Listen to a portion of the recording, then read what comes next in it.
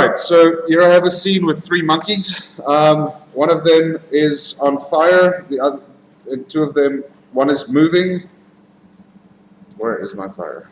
So there's some fire there. One of them is moving. So I've got a little bit of everything in here. So there's some fire, which the way I do this will be the same way you set up your particles or hard bodies or whatever you might have. These two are reflective, so they need to reflect some of the environment. This one is above water, so that needs to have that reflected in him. And then some shadows.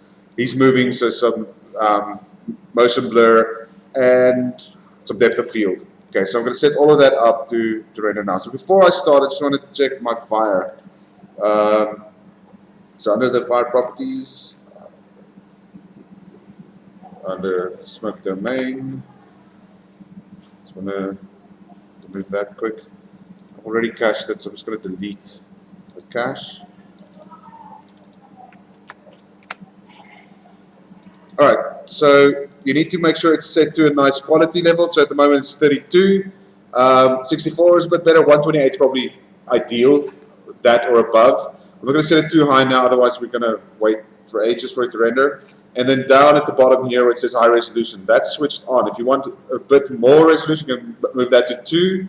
This is the actual resolution in the frames, how it interacts with things and so on. And you'll see by default, if I press backspace there, it goes to 0. That's the by default it's usually on 2. The noise strength. I dropped it down so that the fire doesn't look as fractal, so it's a little bit smoother and has a little bit better, rendering. So make sure that both of those are on. Then I'm going to cache it. Okay, so you can click bake, and then it bakes your simulation into the scene. This is the same for cloth, hard bodies, or particles. They all have this little cache tab that you can bake stuff in. I'm not going to actually bake it into the scene. I'm going to bake it externally. That way, if I render and have to stop the render, I can just go on where I stopped. Or sometimes it just doesn't want to render the frame because it's not loading the cache properly. So it's better if you use an external cache. My shot technically only starts about frame 40 when the fire has actually settled a bit. But I'm going to go to frame 1, so this fire comes in, and I'll cache all of that and then change the frame range afterwards. So at the moment simulation starts at 1, I'm going to switch on external and then pick a destination for that to cache out to. So I just made a folder for fire cache, and I'll leave that there. Okay, and then once I press bake, it will bake my fire. Let's see if it did. Yeah, it will bake my fire and do an external thing. Okay, so I don't have high quality fire at the moment because I dropped it to 32. So just make sure it's a little bit higher than that. Okay, then I'll set my frame range to 40 and to 100. This is my actual shot. Okay, cool. Then to set up my render, I'm going to go to a frame where I can see pretty much everything I need. At frame 57, he's in here, so I can test his motion blur. He's also above the water, so I can test his reflection. There's enough fire there, so I can see if that renders properly. And pretty much everything I need is there. Okay, I need to start moving these things into collections. So I'm going to use these collections to set up my renders and to add and remove things. So first I'm going to select the 3 monkeys and press M to make a new collection. M, new collection, and give that a name. We call it color. Okay, so color is everything I want to render that isn't reflections or shadows, anything like that. It's any render colors. I didn't put the fire in there because I'm going to put the fire on its own thing, but it's technically part of the color render, so I'm also going to so you can also call this meshes, if that makes more sense to you. Okay, so I'm going to select the fire and the fire emission and make a new collection. You can also make new collections up here in your outliner. There's a little file box thing that you can make new collections, or press M to make a new collection. And I'm going to call that fire. Okay, so now I've got a collection for fire and a collection for color. Okay, another thing I need is a shadow catcher. So I'm going to put it in a plane here, line it up the edge there, and you need to try and match your ground plane a little bit with your shadow catcher. So there's an edge up there, so I'm kind of following the pavement there so I can get proper shadows there. If you have a lot of detail in your floor, you'll have to kind of model your shadow catcher a little bit so it follows the floor a bit better. Or if you have like hectic cobblestones, you might have to put a displacement on or something. Doesn't have to be like hectically detailed or very exact, just enough to make the shadows look like it actually fits there. So for this, that will be fine. This guy I'm also going to switch on its visibility option, shadow catcher. So if I render it, it doesn't render, it just does that. And I'm going to select it, move it to a new collection called shadow. Okay, and then I'm going to hide it for a second so I don't need to deal with it. Then another thing I need, why did it not hide? Because my camera is in my shadow class. Let's delete that guy, select my shadow catcher, move that into shadow collection, and then hide it. Okay. I also want to put my camera and lights in their own one, so I'm going to call this cam light, just in case I need to remove them from something or whatever. So I'm going to put that one there. I'm also going to make a plane over here for reflection. So this is going to catch the reflection in the water. Okay, might need to spend a bit of time making it look more like the actual shape, but it doesn't have to be 100%. You can also adjust it a little bit in post. So I'm just going to put enough in here so you can see.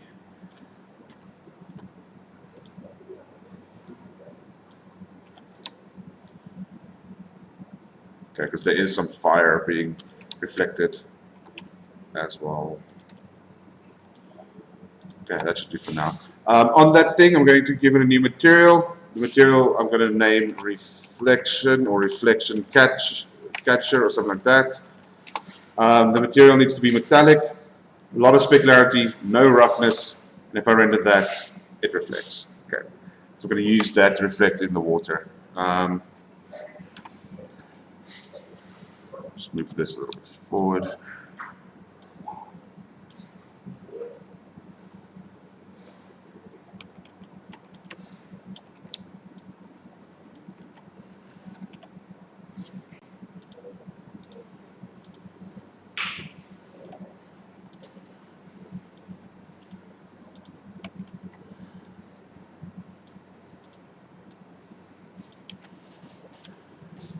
Okay, just roughing it in a little bit for now. That should.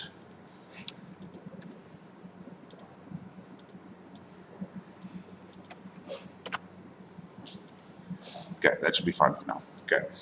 I'm not going to actually render the reflection of the HDRI. I don't want that. There's already world reflection in the water. So eventually I'm going to switch that off and I'll only get the monkeys in the fire to reflect in the water. And that I'm going to move to its own collection called reflection. Okay, and I'm just going to hide that for a second so I can see some other stuff. One more thing I'll need is I want to actually capture some of that light on the fire and just enhance and just put a bit of it on the ground. So it doesn't actually go that far. I think that might be fine to get that. I'm going to name this thing light catcher and move it to its own collection. Light catcher. Okay, also I just need to name that reflection plate I made. Reflection. Okay, and this light catcher I'm just going to give it a material, call that light catcher. I'm probably going to make it black. Quite a bit of specularity, no roughness. I don't want that much reflection. So quite a bit of roughness. Kind of the same roughness that you might get on the floor. Okay, and I'm not going to use this color either. I'm going to use just the light that falls onto that. Okay, and that's there. I think that's most of it. One more thing I need to do in my color channel, beside this, is these reflection monkeys need to, or reflective monkeys needs to reflect some of the environment. So we're going to add another plane in here.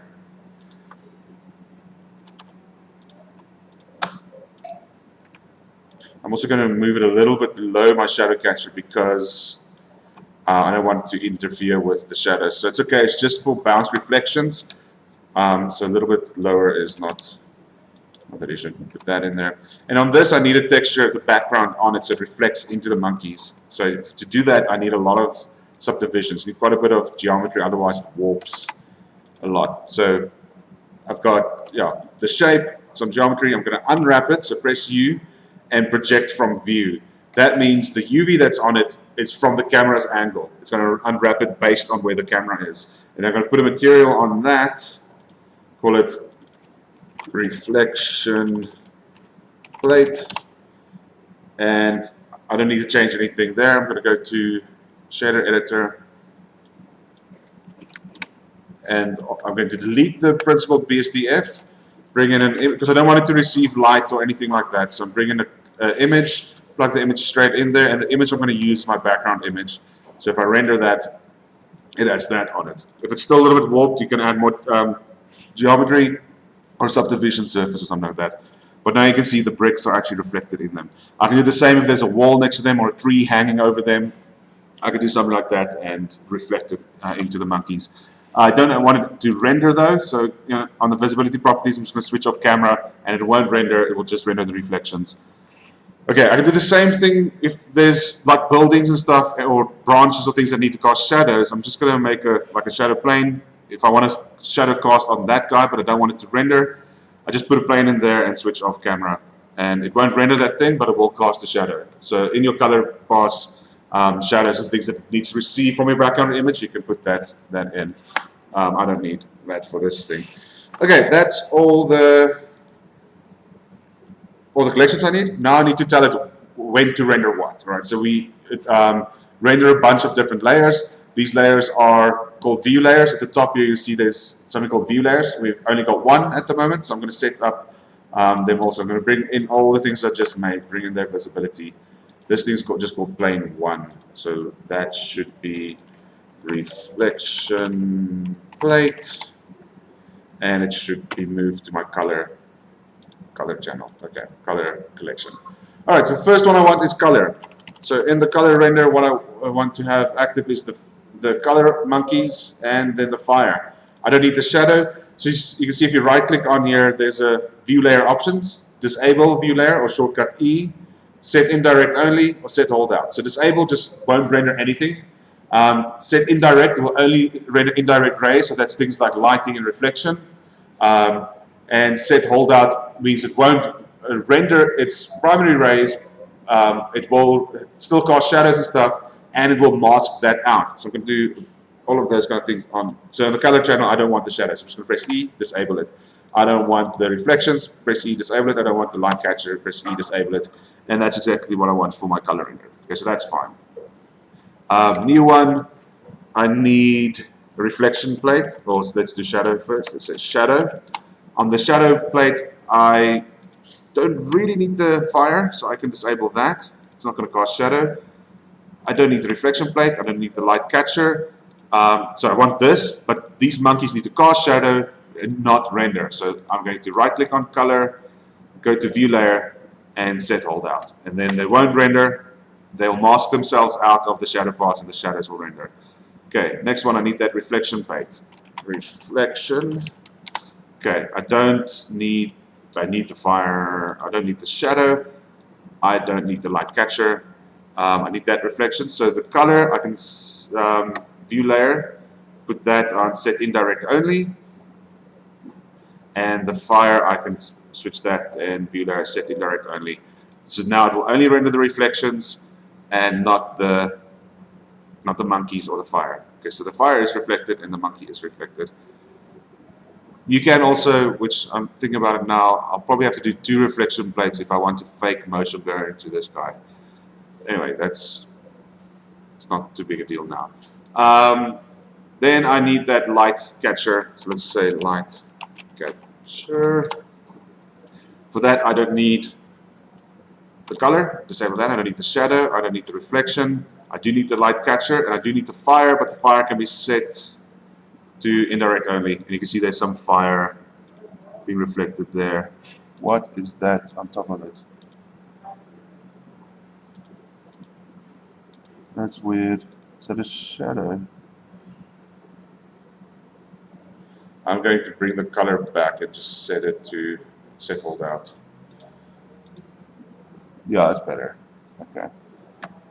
No, I don't want the shadow. Oh, on the light catcher, I can just switch on its visibility options, switch off shadow. I don't want it to receive shadows, so switch off shadows on both.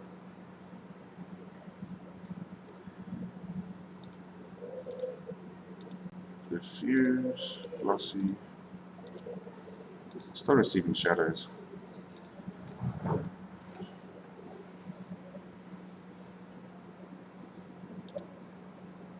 Odd. Okay, well, fine. I'll set the color to here, hold out.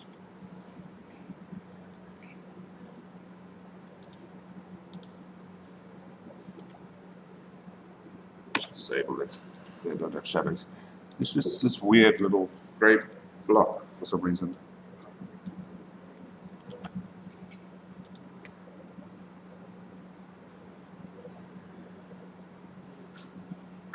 Oh, okay. Guess that is what it does. All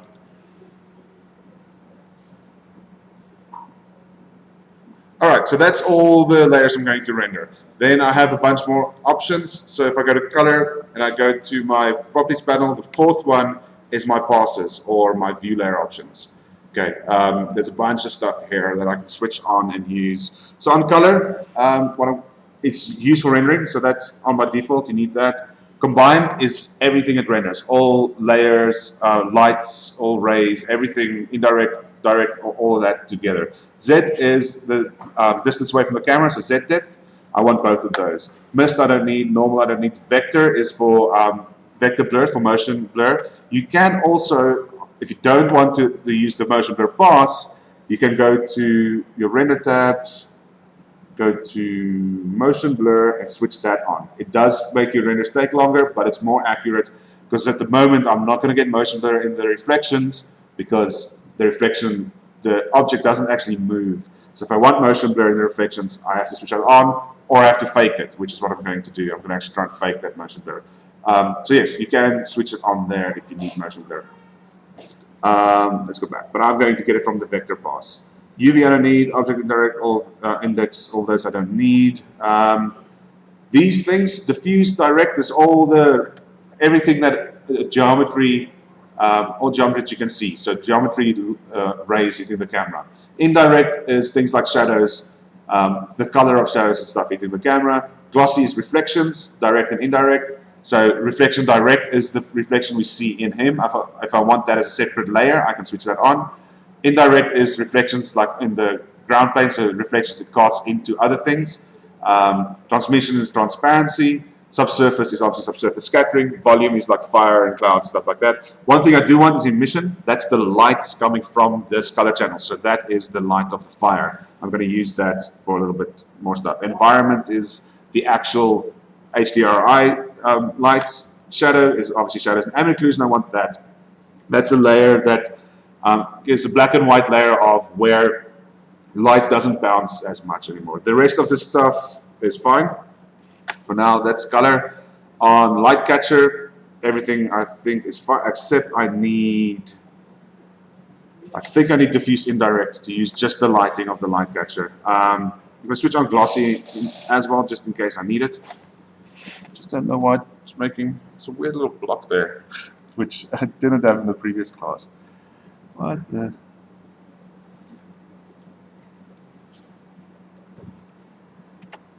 Okay, anyway.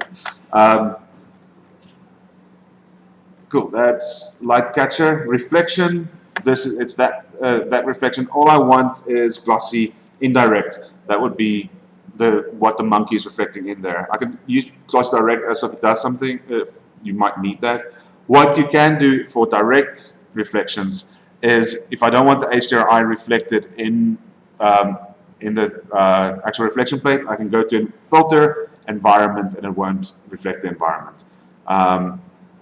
But I think glossy indirect will give me the same thing. But I'm going to switch that on anyway, just to be safe. Okay. What's next? Shadow. Shadow should be fine. Everything in the shadow pass is what that I need. Alright, so with those ones all checked, I'm going to save my scene. Render setup 1. And I'm going to do a quick render. So I dropped my samples just so that it doesn't take too long. So at the moment, where's my sampling? I dropped it to, I'm going to drop it even lower. Oh, yeah. And then I'll hit F12 to do a quick render. And then stop the video there for now.